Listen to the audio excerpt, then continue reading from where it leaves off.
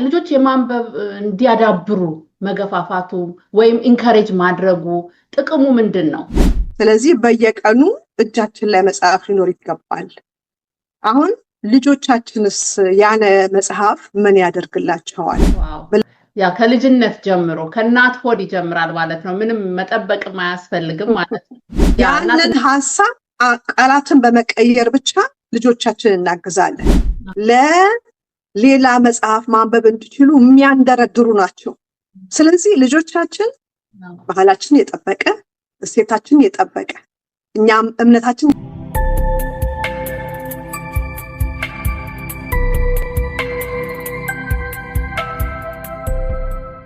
ሰላም ጤና ይስጥልኝ ውድ እናት ለእናት ቤተሰቦች እንኳን ወደዚህ መጣችሁ። እንግዲህ እንደተለመደው የሚያስተምሩንን ሰዎች ይዤላችሁ መጣለሁ።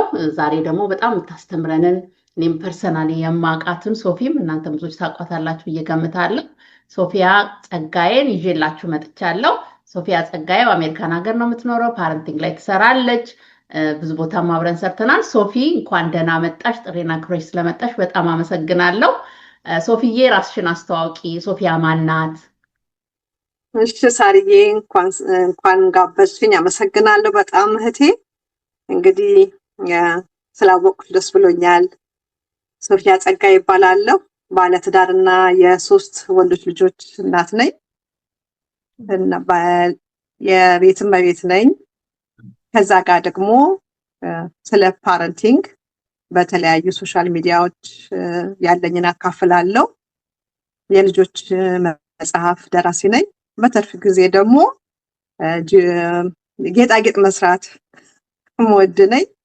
ማንበብ ደግሞ ከምንም በላይ ቅድሚያ መሰጠት አለበት ብዬ በጣም ብዙ ስለሱ መናገር የምወድ ሴት ነኝ። ሶፊዬ እንኳን ደህና መጣሽ። ብዙ የምታካፊን ነገሮች አሉ። ብዙ ሀቶች ነው የምታደርጊው። እንግዲህ ባለትዳር፣ የልጆች እናት፣ ጆለሪ ሰሪ፣ የልጆች መጽሐፍ ጸሐፊ እና ብዙ ነገር ነው የምትሰሪው እና ሶፊዬ በጣም ነው የምናመሰግነው። ሶፊዬ እስቲ ስለ ማንበብ ስለመውደድ ስትይ ስለ መጽሐፍ ማንበብ እናውራ። አንቺ የልጆችም ጸሐፊ የልጆች መጽሐፍ ጸሐፊ ነሽ እና ልጆች ላይ እሱን በኋላ ላይ እናያለን። መጽሐፎችሽን ታሳይናለሽ።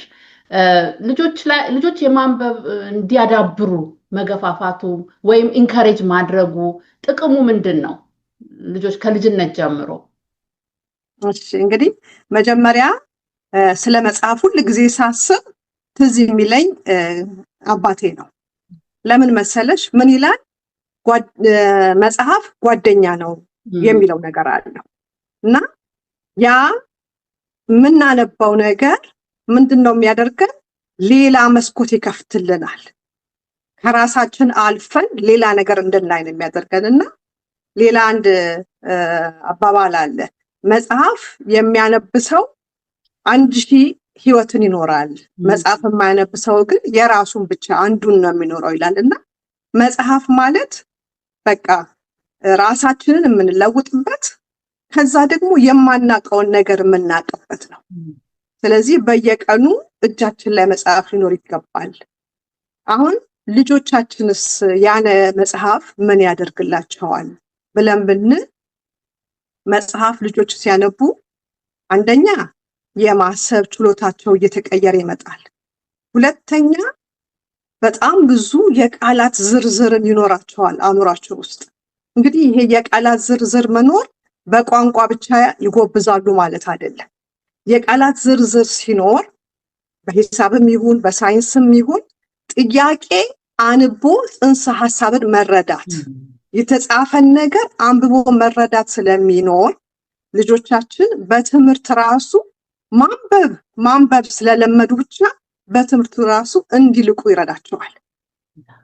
ሳርዬ ሌላው ልጆቻችን መጽሐፍ በሚያነቡበት ጊዜ ትምህርት ቤት ሲገቡ ከሌላው ልጅ ልቀው ስለሚጀምሩ እነዚህ ልጆች ገና በህፃንነት መምህሮቻቸው የተለየ እይታ ለእነዚህ ልጆች እንዲኖር ያደርጋሉ። ምክንያቱም ጥሩ የሚሰራ ልጅ መምህሩን ያስመሰግናል፣ ትምህርት ቤቱን ያስመሰግናል።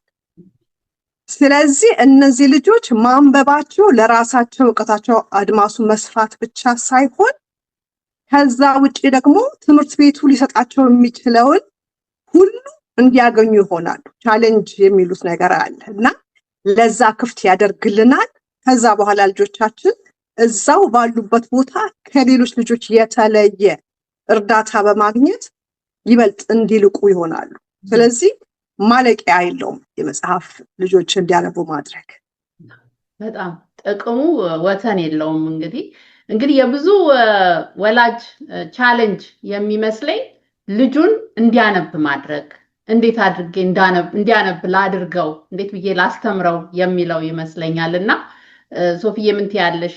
መቼ የሚጀምሩ መጽሐፍ ልጆችን ማለማመድ ማስተማር እንዴት ይጀምሩ? እንዴትስ በዛው ደግሞ እንዲቀጥሉ እንዲያነቡ ልጆቻቸውን ኢንካሬጅ ማድረግ ይችላሉ? ማበረታታት እንዲወዱ። የሚገርመው ነገር ምንድነው የሚሉት ልጆች ገና ሳይወለዱ እናታቸው ማህፀን ውስጥ እያሉ የወላጆቻቸውን የአካባቢያቸውን ድምጽ ይሰማሉ እና ከዚያ እድሜ ጀምሮ ማንበብ ብንጀምር ጥሩ ነው ሳይወለዱ በፊት። ከዛ ከተወለዱ በኋላ ግን ከጎናቸው አቅበናቸው ብናነብላቸው እዛ ሆነ ድምጻችንን ቢሰሙት በዛን ሰዓት ላይ ቃላቶቹን ላይ ይረዱ ይችላሉ። ግን የኛ ድምጽ የሚሰጣቸው መመቸት አለ፣ በድምጻችን ውስጥ የሚያገኙት ፍቅር አለ እና ለእድገታቸው ገና ከዛ እድሜ ጥሩ የሆነ መንገድ ነው። ከዛ ደግሞ ትንሽ ከፍ እያሉ ሲመጡ ማንበብ ስለማይችሉ እኛ እናነብላቸዋለን፣ እናቅፋቸዋለን፣ እናነብላቸዋለን፣ ከጎን አስቀምጠን እናነብላቸዋለን። የሚገርመው አሁን ወደ ኋላ መለስ ብዬ ሳይ ድሮ ተረቶች የነበሩት ነገሮች እናታችን ስታነብልን ትዝ ይለኛል እና እስካሁን ድረስ እነዛ ታሪኮች አድጌ ራሱ ትዝ ይሉኛል።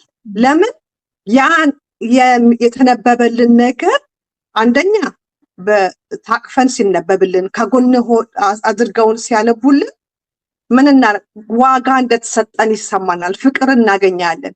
ስለዚህ ልጆች ገና በዚያ እድሜ ስንጀምር ምን ያደርጋሉ? ስናነብላቸው ማድመጥ ይጀምራሉ፣ ከኛ ጋር መሆን ይጀምራሉ። አንዳንድ ጊዜ ኑ ንባብ ሰዓት ሲባል ልጆች ላይ መጡ ይችላሉ። ለምን? ጨዋታ ላይ ሊሆን ይችላሉ። ስለዚህ አሁን የንባብ ሰዓት ነው ትንሽ ብለን ከማለት ቀደም አድርገን መንገር፣ ከዛ በኋላ ደግሞ እዛው ጨዋታ ላይ እንዳሉ ካወቅን አምጩ መጫወታሽን ከኔ ካንቺ ጋር ሳነብ ላንቺም ለመጫወቻሽም አነብላችኋለሁ፣ ላንተም ለመኪናህም አነብልሃለሁ። አሁን ልጆቻችን ምን ይሆናል? እዛ ውስጥ አስገባናቸው ማለት ነው። ስለዚህ መጫወቻቸውን ይዘው መጥተው ያነባሉ፣ ይነበብላቸዋል። ከዛ በኋላ ያ አእምሯቸው ውስጥ ምን ያስቀምጣል? ማንበብን ከፍቅር ጋር ያያይዙታል። ስለዚህ ከፍ እያሉ ሲመጡ ቃላትን ትንሽ ሲያውቁ እችን አንብብ አንተ፣ እኔ እችን አነባለሁ፣ ተራ በተራ ተራ በተራ። ከዛ በኋላስ አንድ ገጽ እኔ ያነባለሁ፣ አንዱን ገጽ አንቺ ደግሞ ታነቢያለሽ። ከዛ 2 ገጽ 3 ገጽ እያለ ምን እናደርጋለን? እኛ እየቀነስን እነሱ ደግሞ ይበልጥ እንዲያነቡ እናደርጋለን። ያ ነው ከልጅነት ጀምሮ በዛ መንገድ። ያው ሁሉን ጊዜ አዲስ ነገር ስናስተምር ሁሌ ፍቅር ያስፈልጋል፣ ሁሌ ርህራሄ ያስፈልጋል፣ ትዕግስት ያስፈልገናልና ያ ነው የሚቀጥለው። ዋው! ያ ከልጅነት ጀምሮ ከእናት ሆድ ይጀምራል ማለት ነው። ምንም መጠበቅም አያስፈልግም ማለት ነው። ያ እና ትንሽ ከፍ ሲሉ ኤቢሲዲ ይጀምራል፣ በመጫወት ይጀምራሉና በጣም ትልቅ ነገር ነው ሶፊዬ። ከዛ ወላጅስ ምን ያድርግ? ራሱ ልጆች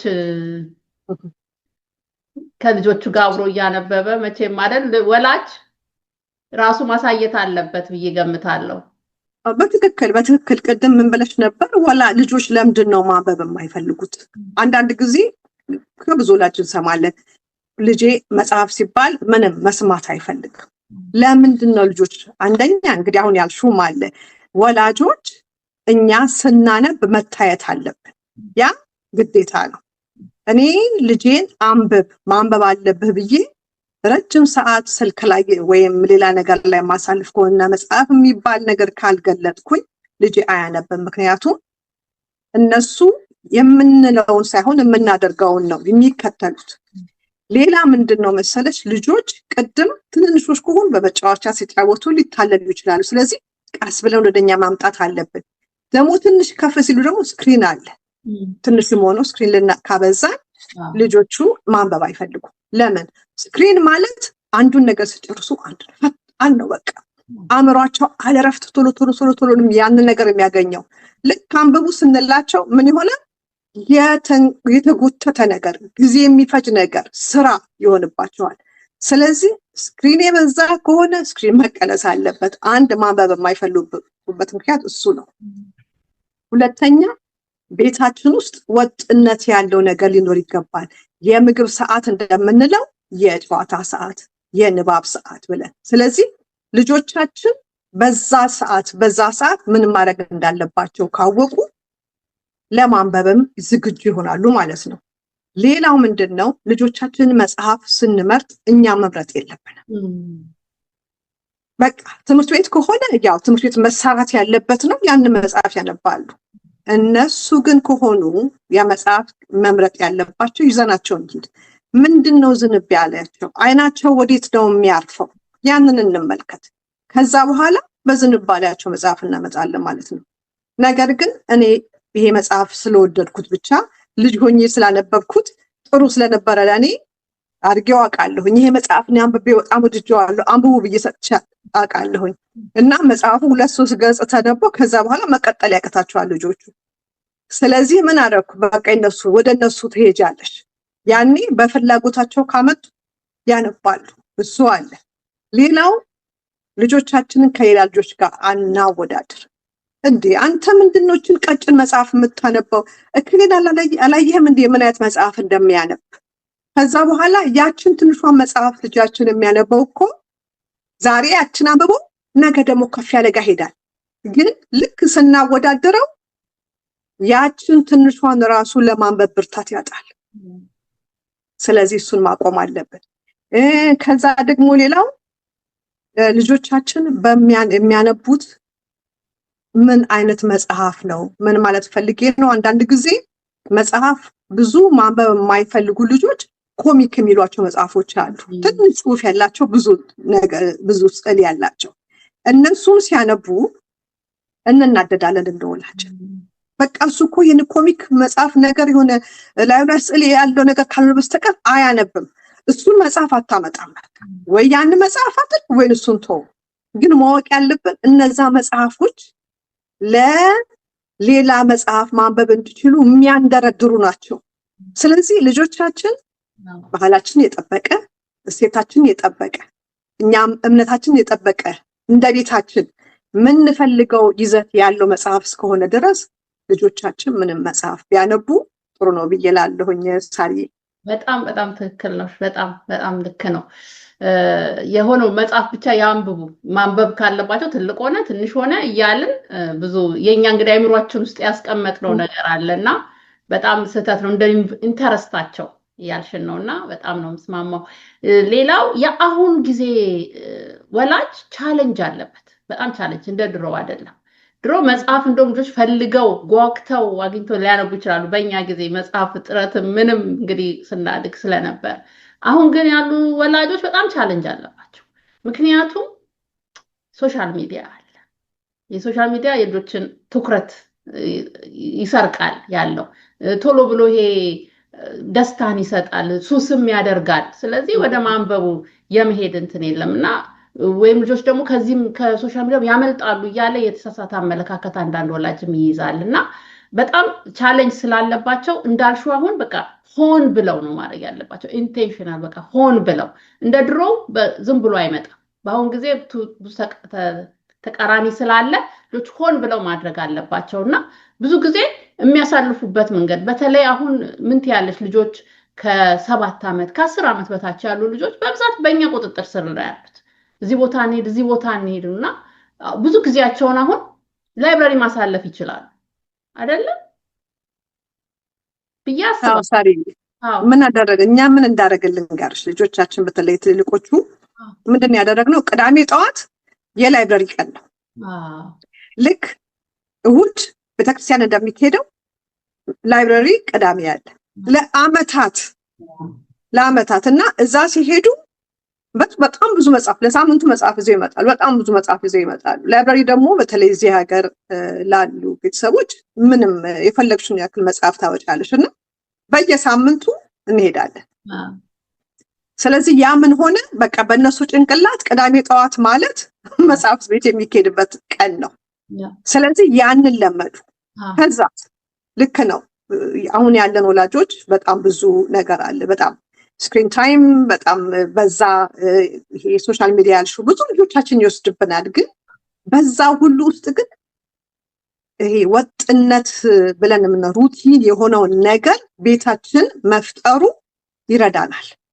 ለምን የስክሪን ሰዓት ገደብ ሊኖረው ይገባል። ስለዚህ እዛ ላይ ከዛ ደግሞ ምን እናደርጋለን? ይሄንን ነገር ካደረግሽ በኋላ ያው ስክሪን ታይም ይኖርሻል ከሆነ የምናደርገው ያንን ነገር በደንብ ማስተማር አለብን።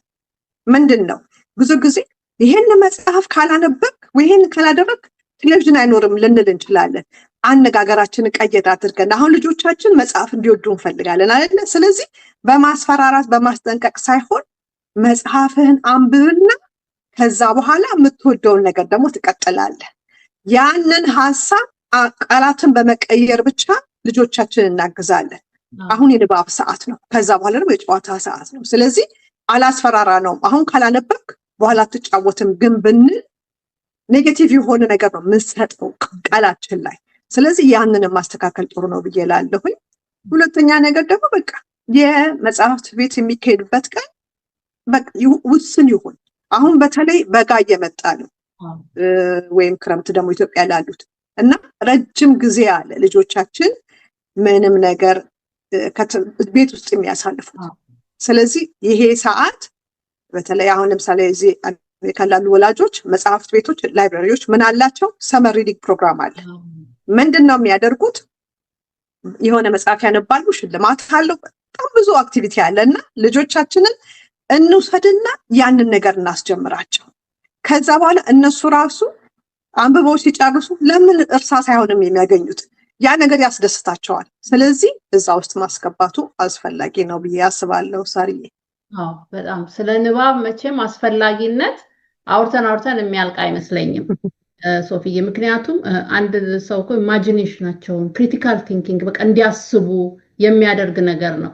እንደገና ደግሞ ቅድም እንዳልሽው ቤት እንደሚሉት እዚህ ቁጭ ብሎ ሺህ ቦታ ይሄዳል አንድ ሰው።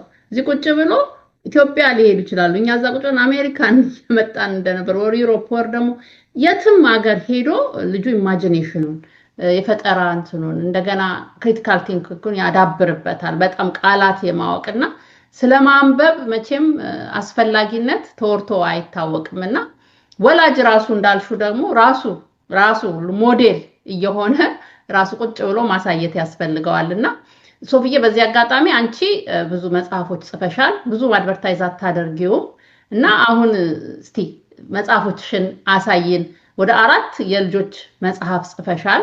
እንግዲህ ማንበብ እንደምትወጂ ይሄው ያሳውቃል። መቼም ሰው ወደ መጽሐፍ ጸሐፊ ከመሆኑ በፊት ብዙ ማንበብ አለበትና ብዙ ስላነበብሽ ነው ወደ መጽሐፍ የሚሄድሽው ብዬ አስባለሁና 4 መጽሐፎች አሉሽ እና ስለ 4ቱ መጽሐፎች ታሪክ ተራ በተራ ትነግሪናለሽ? ታንክ ዩ ሳሪ፣ በጣም ደስ ይለኛል። የሚገርመው ነገር ልጆቻችን ትንሽ እያሉ ኤሌመንተሪ ኪንደርጋርተን እና ኤሌመንተሪ የሚሄዱበት ትምህርት ቤት ከቤታችን 5 ደቂቃ ወክ አድርገን ነበረ። በጣም ቅርብ ነው እና ብዙ ጊዜ በእግራችን እንሄዳለን። ስንሄድ ሁሉ ጊዜ በአእምሮ የሚመጣ ታሪክ አለ። ሌሎቹ ልጆች ቤታቸው ራቅ ያለው በአውቶቢስ ነው የሚመጡት።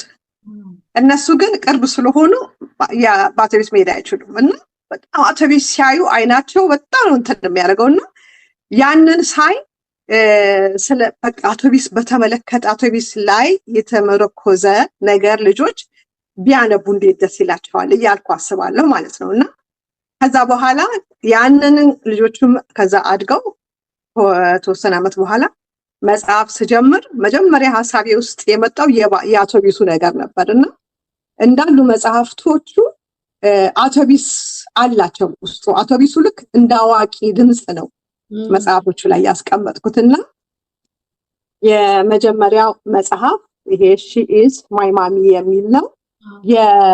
የማደጎ ልጅ ታሪክ ነው።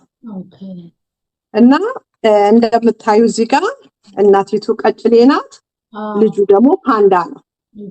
እና አሁን ይሄ መጽሐፍ ልጁ ትምህርት ቤት አውቶቡስ ላይ ሲሳፈር በዛ በኩል እያለፈ ማለት ነው፣ ልጆቹ እያለፉ እናትና አባቱ ናቸው የሚያሳፍሩት። እና እናቲቱ ቆማ ልጁ በአውቶቡስ ውስጥ ሲገባ እዚህ ጋር ያው ደህና ዋል ብላ ስትሰናበተው ይታያል። ልጆቹ ባስ ውስጥ ያሉት ሁለት ተንኮለኛ ልጆች አሉና እናትህ የት አለች ይሉታል። ከዛ እናቱን ያሳያቸዋል። እሷማ እናት ልትሆን አትችልም ብለው ይቀልዱበታል። እሷ ቀጭኔ ናት፣ አንተ ፓንዳ ነህ ነው። እና ልጁ በዛ ሰዓት ላይ ለማስረዳት ይሞክራል፣ ግን እነዛ ሰላም አይሰጡትም። ለዛ ነው ሺዝ ማይ ማሚ የሚለው። እና በጣም መጽሐፉን ታሪኩን ራሱ ከጻፍኩት በኋላ የልጁ ውስጡ የሚሰማው ነገር በቃ ልክ እንደ እውነት ነው የተሰማኝ ለኔ ማለት ነው። እና ያኔ አውቶቡሱ የልጁን ማልቀስ ማዘን የፓንዳውን ያይና ምንድን ነው የተፈጠረው? ከዛ በኋላ በመሃል ገብቶ ስለ ቤተሰብ ነው የሚያወራው። በተለይ በአሁኑ ሰዓት ብዙ ጊዜ ስለ ቤተሰብ ስናወራ ድሮ እንደምናወራው አይደለም። አሁን ከመስመር የወጣ ነገርም ስላለ ቤተሰብ ምን ማለት ነው? እናትና አባት፣ ልጆች። ከዛ በኋላ ደግሞ አሁን እዛ ውስጥ ካሉት ባህሪያት ውስጥ አንዱ ከአስቸጋሪዎቹ ጥንቸል ነው። እና ጥንቸል እናቱም አባቱን እሱን ይመስላሉ። አንዱ ቤተሰብ እንደዛ። ሌላው ደግሞ የማደጎ ደግሞ ያለ ስለሱ ታሪክ ነው የሚነግረውና ልጆቻችን ይሄ ለሁሉም ልጆች ነው፣ በማደጎ ላደጉ ልጆችም ወይም ደግሞ የማደጎ ልጅ በተመለከተ ማወቅ ያለባቸው ልጆች በሞላ ይሄን መጽሐፍ ያ ሀዘኔታ፣ ርህራሄ፣ ጓደኝነትም አለውና ስለሱ የሚያወራ መጽሐፍ ነው። ሳድዬ እሺ፣ ሌላው አራቱንም ነው ምን ትነግሪናለሽ? እሺ፣ ይሄኛው ደግሞ ዩር ጆክስ አር ኖት ፋኒ የሚል ነው። ልጆቻችን እንግዲህ ልጆች ቡሊ ይደረጋሉ ትምህርት ቤት ውስጥ እና እኛም ልጅ በዛ ውስጥ ያለፈ ልጅ ነበርና ስለሱ ቤት ውስጥ እየተወያየን ነበር። እና ይሄ መጽሐፍ እዛ ላይ ተሞርኮዘ ነው። ይሄ ነምባት ይሉታል፣ ኦስትሬሊያ የሚገኝ እንስሳ ነው። እና እንግዲህ ያው እዛ ላይ ያያችሁት ስዕሎች ሁሉ ልጆቻችን ነው የሰሩት ስዕሎቹን። እና ይሄ ታሪክ ምንድን ነው የሚሆነው? ይሄ ኔት ይሉታል ነው ስሙ። ይኸውና አዲስ ጫማ ተገዝቶለት የመጨረሻ ተደሳስቶ ከዛ በኋላ ትምህርት ቤት ይሄዳል። ከዛ ለጓደኛው ያሳየዋል። በጣም የሚወደው ጓደኛ አለው። ለጓደኛው ያሳየዋል እና እነዛ ሁለት ተንኮለኞች አንደኛው አንገቱ ላይ ጧ ያደርገዋል። ምንድነው ብሎ ዞር ሲል ሌላኛው ጫማው ላይ ይጽፍበታል። እና በጣም ያዝናል። አሁንም ባሱ ይገባል እዛ ውስጥ እና ምንድነው የተፈጠረው ሲባል አይ ዝም ብለን እኮ የቀለድን ነው፣ እኛ ልንጎዳ ቀልድ ነው የሚሉት። እና ይሄ ነው ቀልዴን ነው ተብሎ ልጆችን ያጠቁና ቡሊ ያደርጉና እንደ ቀልድ እኮ ነው ጆክ ነው ይላሉ። ስለዚህ ጆክ አይደለም። ጆክ የሚሆነው አንድ ሰው የሆነ ነገር አድርጎ ሁሉም ሰው ተሳታፊ ሆኖ ሲስቅ ነው። አንዱ እየሳቀ ሌላው እያለቀሰ ከሆነ ጆክ አይደለም። ስለዚህ እንደሱ አድርጎ እያለ እዛ ደግሞ እንደዚህ የሚያደርጉ ልጆች ላይ ደግሞ የሚያስከትለው ደግሞ መዘዝ አለ፣ ኮንሲኩዌንስ አለ። እሱም በተመለከተ ይሄም ስለ ጓደኝነትም አለው። ሌላ ምንድነው ስዕሎቹ ላይ አንድ ነገር ማለት የምፈልገው ምንድነው በተቻለ መጠን ኢትዮጵያዊ የሆነ ነገር ለማድረግ እሞክራለሁ። እዚህ ጋር ካየሽው እዚህ ጋር ጀበናና ሲኒ ያለ የሆነ ነገር ጣል ለማድረግ እሞክራለሁ። እንግዲህ ይሄ ነው ካላረዘምኩት። አይ አላረዘም። ሶስተኛው ደግሞ ይሄው your third eye is cool የሚል ነው። እቺ እንስሳ ኢጓና ትባላለች። ኢጓና ማለት እንደምን ፍላሊት ነገር ትሆንና እዚህ አናቷ ላይ አይን አላት። ግን እንደዚህ አይን ሳይሆን በላዩ ላይ ሆነ ነገር ሲያንዣብብ ጥላ ነገር ይታያታል። እንግዲህ እግዚአብሔር መቼም ግሩም አድርጎ ነው ፍጥሩን የፈጠረውና የሆነ ነገር እልፍ ሲል በላዩ መደበቅ እንድትችል ነው ያ የሚያገለግለው። ስለዚህ እሷ ደግሞ የቹትና የእሷ ታሪክ ደግሞ ከአዲስ ቦታ ነው የመጣችው፣ ከሌላ ሀገር ከኢጓናላንድ መጣ ሌላ ሀገር ነው ያለችው እና እዛ ሀገር ደግሞ ስትሄድ አዲስ ትምህርት ቤት ነው የምትገባ እና በጣም በቃ የመጨረሻ ለመግባት ቸኩላለች፣ ተደሰታለች እና ከዛ ያው ሻንጣቸውን ሸክፈው ወደ አዲሱ ሀገር ሄዱ ማለት ነው። አዲሱ ቦታ ሲገቡ ከእናቷ ጋር እንግዲህ የመጣችበት አካባቢ እንደዚህ ቀጠል ይቀያየራል፣ በጣም ያስደስታታል፣ አዲስ ነገር ነው። ከዛ ደግሞ የትምህርት ቤቱ ርዕሰ መምህር ደግሞ እኔ ራሴ ነኝ ትምህርት ቤቱን ማስጎበኛት ብሏል ለእናቷ ማለት ነው። እና በጣም በነገታው ጠዋት ተነስተው ይሄዳሉ። ከዛ ርዕሰ መምህሩ ከበር ይቀበላል፣ እናት ውጭ ትጠብቃለች። ከዛ ልጅቷ ትሄድና ትምህርት ቤት ገብታ ስትወጣ በጣም አዝና ተሰብራ ትመጣለች እና እናቲቱ ትደነግጣለች። ምን ነው ትላታለች። ስትላት እዛ ያሉት ልጆች የተለዩ ናቸው፣ እንደኔ አይደሉም ትላለች እና እነሱ ሁለት አይን ብቻ ነው ያላቸው። ከዛ በኋላ እናቲቱ ቀስ ብላ ታረጋጋታለች። ከዛ ትምህርት ቤት መሄጃ ሲደርስ ልጅቷ ትፈራለች፣ ትምህርት ቤት መሄድ አትፈልግም። ስለዚህ ምን ታረጋለች? ትደበቃለች አልጋ ስር እና የሱን ስዕል ደግሞ ቆይ ላሳይሽ።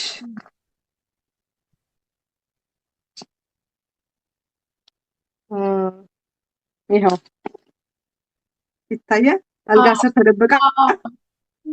ትደበቃለች፣ እንዳትሄድ ማለት ነው፣ ፈርታለች። ስለዚህ እናቲቱ ከጎን መታ ታረጋጋታለች። ከዛ እናቷን እያዳመጠች የሆነ ሐሳብ ይመጣላታል፣ ይሄንን አይኗን በሪባን ለመሸፈን። ከዛ በኋላ መኪና በአውቶቡስ ውስጥ ትገባለች፣ ሪባኑ ማመም ይጀምራል።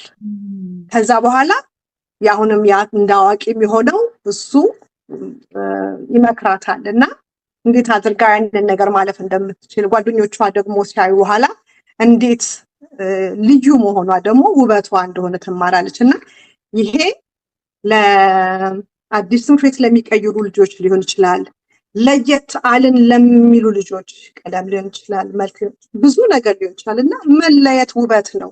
ያንን ነገር ደግሞ እንዴት አድርገን ማስረዳት እንችላለን? አሁንም እዚህ ጋር ቅድም እንዳየሽው ክፍሏ ውስጥ ፊደል አለ። ስለዚህ የሆነች ነገር ለማድረግ ያክል ይሄ ነው ሶስተኛው መጽሐፍ ሳርዬ። እንግዲህ ዋው የመጨረሻው መጽሐፍ ደግሞ ይሄ ነው። የጓጓው ነው የምሰማው። ታንክ ዩ አመሰግናለሁ ሳርዬ። ይሄ የመጨረሻ መጽሐፍ ነው። ከአንድ ጓደኛዬ ጋር ከተሾመ ተክሌ ከሚባል ጓደኛዬ ጋር የሰራ ነው። ይሄ ደግሞ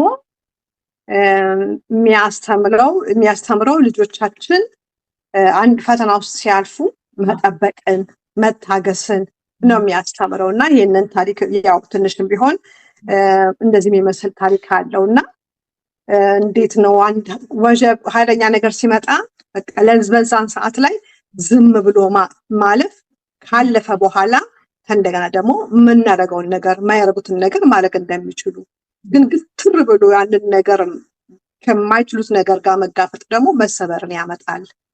ስለዚህ ይሄ ልጆቻችን እንግዲህ እንዲበረቱልን የሚያበረታ መጽሐፍ ነው። እንግዲህ መጽሐፍ ምንድነው?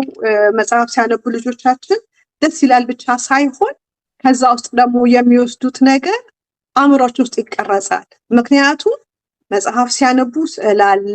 ከዛ በኋላ ደግሞ ያ ታሪኩ ራሱ እዛው ሲያስገባቸው እነሱም በዛ በአንዳቸው መልክ ውስጥ ይገባሉ። ስለዚህ ቡሊ የሚደረግም ልጅ ከሆነ ብርታት እንዲያገኝ፣ ቡሊ የሚያደርግ ልጅም ከሆነ ደግሞ ያንን ነገር እንዲተው ነው። ስለዚህ በተረት ለምሳሌ ተረት ስንሰማ ልጆች በቃ በጣም ልባቸው እንደሚዘጋጀው ለማድመጥ ይሄም መጽሐፍቶቹም ለሱ ያገለግላሉ ብዬ አስባለሁ። ሳሪዬ ታንኪዩ። እንደዚህ ዲቴል እንደሆኑ አላወኩም። በጣም የሚገርም እየሰማዎች ነበርና በጣም ብዙ ወላጅ የሚጠቀምበት ነው። በጣም እና በደንብ መተዋወቅ አለበት ሶፊዬ። እና አሁን የት እንደሚገኝ ወላጆች ማግኘት የሚፈልጉበት ቦታ ካለ ንገሪን። እኔ ቦታ ላይ የሚገኝበትን ዲስክሪፕሽን ላይ አደርጋለሁ። እሺ አማዞን ላይ ነው መጽሐፍቶቹ ያሉት። አማዞን ላይ በዚህ በመጽሐፍ ሶፍት ኮፒ በዚህ በመጽሐፍ መልክም አሉ። ከዛ ደግሞ በኪንድል ቨርዥንም አለ እና ሁለቱም አማዞን ላይ ነው ያሉት። ያው በምን ያገኙታል? በስምሽ? በስሜ በአርዕስቱም ያገኙታል። ያው በኋላ ላይ አንቺም ርዕሱንና ሊንኩን ታደርጊላቸዋለሽ። እንግዲህ ደግሞ ሰምተን ዝም ብሎ መሄድ ለሚፈልጉ ሶፊያ ጸጋዬ ቢሉም ያገኛል። ሶፊያ ጸጋዬ እና በጣም የሚገርም ፕሮግራም ነበረ። ቁም ነገር ያዘለ ወላጆች በጣም ይጠብቅ። ሶፊዬ ሁሌ ብዙ ነገር አለሽና ስለምታካፊል በጣም ነው የማመሰግነው። ፓሽኑም ስላለ አልጨረስንም። ሁለተኛ ፓርት ይኖረናል። ሁለተኛው ፓርት ደግሞ ስለ ወላጆች ትምህርት ቤት ውስጥ እንዴት ኢንቮልቭ ማድረግ በጣም እንደሚጠቅም ኢንቮልቭ ማድረግ እንዳለብን መተሳተፍ እንዳለብን በተለይ ውጭ ሀገር የምንኖር ቤተሰቦች ማድረግ እንዳለብን የሚለውን እንወያያለን። በሁለተኛ ፓርት እንመጣለንና የሚቀጥለው ደግሞ እንድትከታተሉ ጋብዛችኋለሁ። ለዛሬ ግን በጣም አመሰግናለሁ። በሁለተኛው ቪዲዮ እንገናኝ። መልካም ጊዜ